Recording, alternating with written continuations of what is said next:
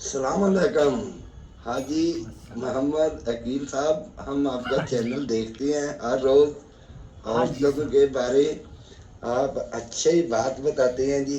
السلام علیکم ورحمۃ اللہ۔ ہم وعلیکم آپ سے ایک السلام سوال کرنا چاہتے ہیں جی کہ یہ جو عورتیں ناک کان میں سوراخ کیوں کراتی ہیں، یہ ذرا پلیز ہمیں ذرا بتانا ہے، بہت بہت مہربانی، شکریہ۔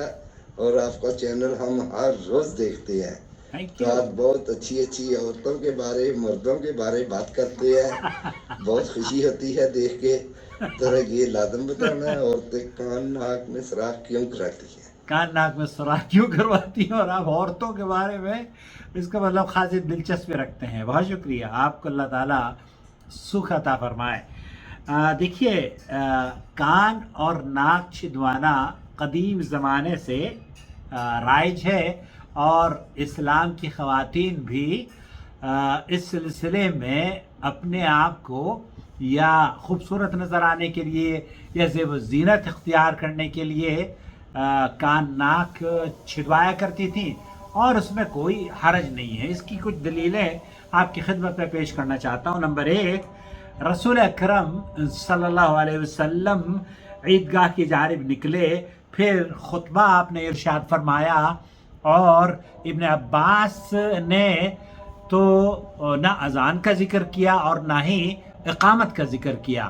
پھر آپ علیہ الصلوۃ والسلام عورتوں کے پاس تشریف لائے جب آپ نے خطبہ دیا، اور انہیں واعظ و نصیحت کی، اور انہیں صدقہ اور خیرات کرنے کا آپ نے عید اور عیدین کے ایام، عید کے دن آپ علیہ الصلوۃ والسلام انہیں نصیحت فرمایا کرتے تھے۔ تو میں نے دیکھا، ابن عباس ہی کہتے ہیں کہ میں نے دیکھا کہ وہ اپنے کانوں اور گردنوں میں سے زیور اتار کر بلال رضی اللہ تعالیٰ عنہ کو دے رہی تھیں۔ پھر نبی کریم صلی اللہ علیہ وسلم اور بلال اپنے گھر چلے گئے۔ ہماری پڑوس میں مسجد ہے، اس لیے اذان آتی ہے، اشہد ان محمد رسول اللہ۔ یہ صحیح بخاری اور مسلم کی روایت ہے۔ اسے حدیث نمبر 4951 پر امام بخاری نے اور حدیث 884 پر امام مسلم نے نقل کیا ہے۔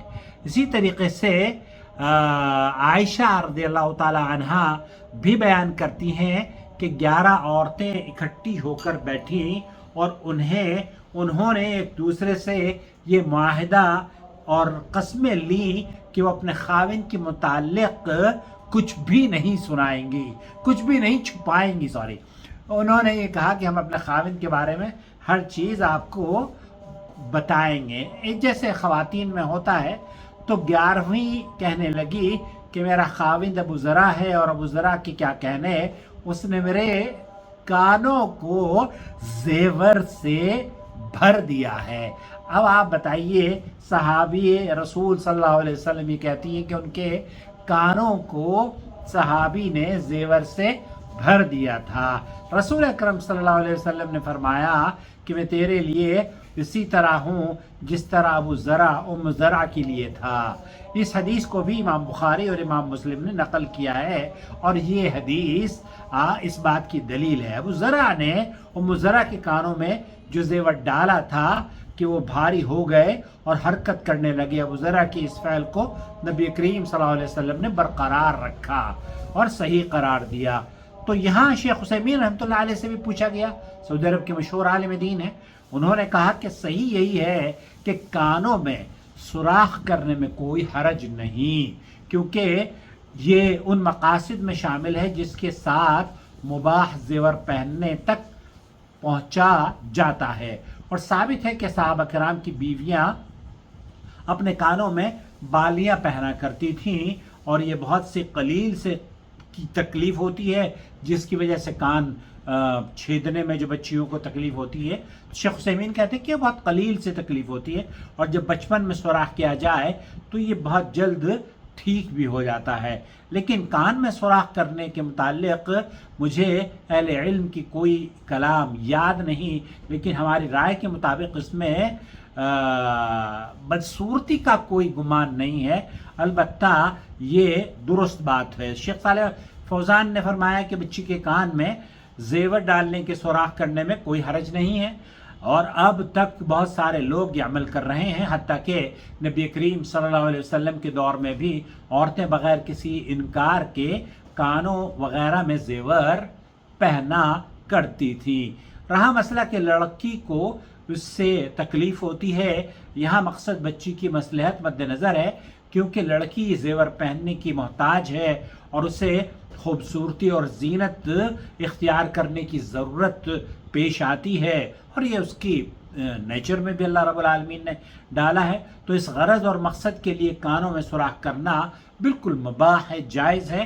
اور ضرورت کی بنا پر اس کی اجازت ہے۔ جس طرح ضرورت کی بنا پر آپریشن کیا جاتا ہے، انجیکشن لگایا جاتا ہے، بہت ساری ایسی چیزیں ہیں جو کہ انسان کی مصلحت کے لیے اسے تکلیف سے گزار کر اور آزمائش سے گزار کر اسے اسی طریقے سے ختنہ کا بھی عمل ہے، حالانکہ وہ سنت عمل ہے۔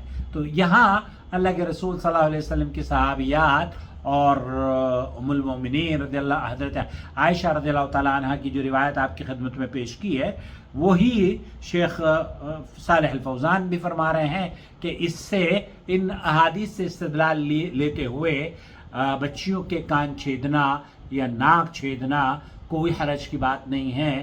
بہت ساری خواتین نے کہا کہ ہم ایک چھیدتے ہیں، آج کل تو 2-3، تو جب ایک چھیدنے کی اجازت ہے تو دوسرا اور تیسرا بھی چھیدا جا سکتا ہے، unless and until ہیلتھ کے ایشوز نہ ہوں اور آپ کو کوئی دشواری نہ ہو۔